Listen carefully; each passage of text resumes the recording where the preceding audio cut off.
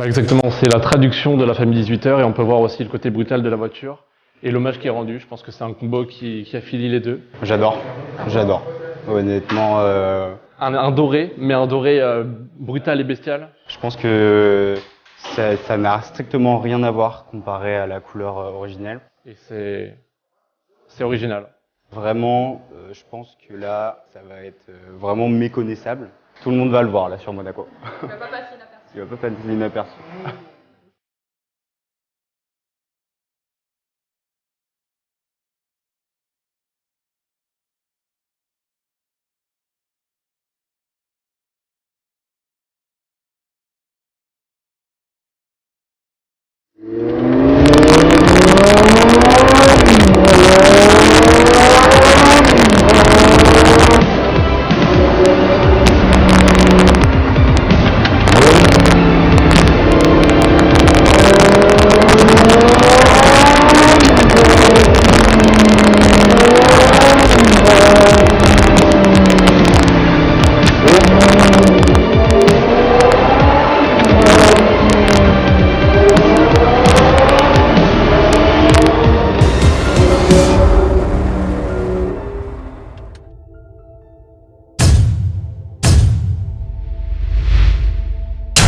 What is up? It's your favorite 12-year-old in shorts and a t-shirt.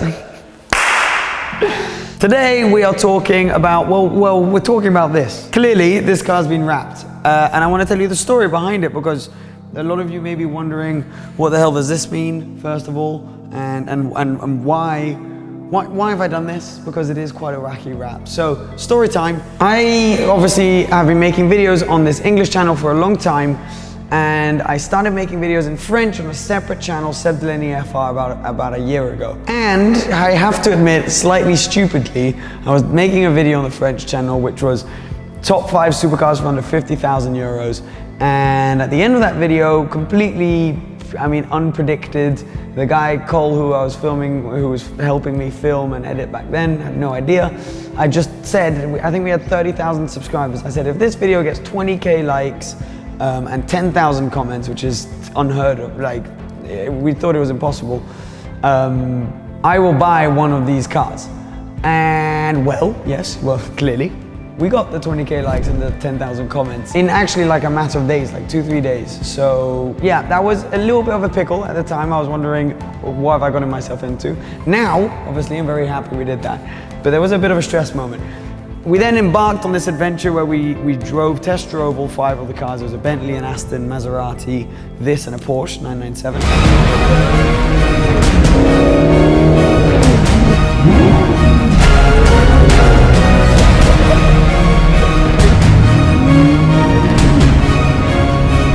Drove all of them and then had our subscribers, which we call La Famille 18 heures, which means the 6 o'clock family, because we post at 6 o'clock French time every time we post a video. So we called the subscribers of that channel the 6 o'clock family. Sounds slightly better in French, I will admit. 6 o'clock family in English doesn't really sound the best, but it sounds cool in French. We got the subscribers of the French channel to vote, and they ended up voting for the Audi R8 out of all of the cars. And it wasn't like defined that it'd be a V10, a V8, which R8 it would be. So then I started looking into V8s, V10s, both fantastic, not too much of a visual difference. Obviously the big difference is the engine, 4.2 litre V8 or 5.2 litre V10. Obviously a price difference, a running cost difference, an insurance price difference. So it was a decision to be made. I ended up deciding that, V8s in some form, whether they're twin turbocharged or whatever they may be, they'll be around for a while. Whereas V10s, am I really going to get another opportunity to buy a naturally aspirated mid-engine V10 supercar? Maybe down the line, but that seemed more unlikely. And the noise, the extra power, everything, the slight visual differences like the slightly bigger air vents and the carbon mirrors that you can get, stuff like that, I just really liked as well. So decided on a V10. Then, I started looking into right, which one's going to depreciate the least? Because if you manage to have the capital to buy one of these cars, what will end up costing you is how much it depreciates, right? So I started looking at, the first gen Artronics manuals. This is the facelift, the brand new version of the R8, the second gen and the second gen facelift. Those were out of budget. Second gen could have been doable. They're around similar money to one of these, slightly more. But I ended up deciding that the manuals were the ones that probably would lose less value. And out of the manuals, the rarest one of them all is the V10 Plus. There's only 6 in the UK and apparently only like 35 worldwide or something crazy like that. So I kind of had this dream, which was a dream because they're so rare. This is the one I want. It's the rarest R8 out there. I think it's going to be one which will be potentially a future classic down the line. It will hold its value well. It will cost me the least long term. I can put miles on it and hopefully not lose too much. And that's what I wanted to do, or I still want to do with this car, is whack some miles on it and really enjoy it. And not be too worried about every time I put miles on, losing, a ton of money in depreciation. So, started looking for one of these, possible to find. All of a sudden, one pops up online at an auction, an online auction, and I went to see it and I completely fell in love with it. But thought it would be completely out of my price range. People were telling me it would sell for around 85,000 pounds. Ended up getting it for 63,000 pounds with 40,000 miles. And thought that was a really, really good deal. Still very happy with the deal because the car's actually gone up in value since. So yeah, really happy with how that all happened. Huge thank you to Collecting Cars, which put that all together. And it was the R8 from La Famille 18, the 6 o'clock family. It was for the audience, it was for the subscribers. That's when I announced it on the English channel as well. And it just became this car that represented the people who watch these videos, whether it's English or French, the people who have shown me support over the years and always been there. This car, I really wanted it to be for the audience. So taking it on road trips, taking it to car events, taking whoever I can for a ride in the car, and really making it, the audience's car just as much as mine, as much as I possibly could. So it was grey at the time. And I thought, we need to do something. We need to wrap it. We need to come up with something wacky, which represents the channel. And I really want the audience to decide. So we put several options out there: monotone color, a kind of more wacky wrap. And I ended up coming up with 3 ideas, which I wanted to kind of put forward to the audience, and then ask you guys, what do you prefer? Do you prefer idea 1, idea 2, idea 3? Shall we combine them? Or do all of them? So the 3 ideas were, first of all, inspiring ourselves from the R8s, which took part in the 24-hour Le Mans race, and the wrap and kind of the overriding shape and details that those cars had. So that comes through these lines here, which are continued down below. It really comes through on the front hood as well, on the roof and around the car. The second idea was having the rust look, because I'd seen a Porsche GT3 RS, I believe, Martini, with the rust look, which was really, really cool. So I really wanted to maybe have that on the car at some point. Really enjoyed that. But most importantly, I wanted to include the audience. So I wanted to have photos of subscribers because this car represents the audience. I thought it was only right to have that, and I'd seen, I think Yanni did it a while ago, and a few other people had done it. There was a 599 GTO around Monaco, which I'd spotted back in the day, which had it. So I thought that would be really cool. Put that to you guys, and you voted for all 3. So we then cracked on and decided, to put a design together. That's when I partnered up with RDGVA, and we started designing this wrap together. We went through loads of different versions of it, loads of different ideas. These guys were fantastic in helping in the design process. It's maybe hard for you to see, but all the details we have, like around here, all of that has to be drawn, and it takes a while. So yeah, the details I'm really happy with. Like even the 18 here, the details on that, the fact that the gold kind of overlays onto the matte black, really nice. So yeah, I was really happy with this final detail. We decided to go with the photos at the back of the car. So we kind of divided the car into 3 different stages. So the back of the car is photos. The middle of the car is the hashtag La Famille 18 also being Get right here, which is my other company. So I figured because this car is going to be taken, be in a lot of videos and have a lot of photos of it taken, might as well put the logo of my other company there. And then the front of the car is very Le Mans based. More than the side, I reckon. That's very Le Mans. So it's kind of divided in those three sections, and I'm really happy with how the design came out.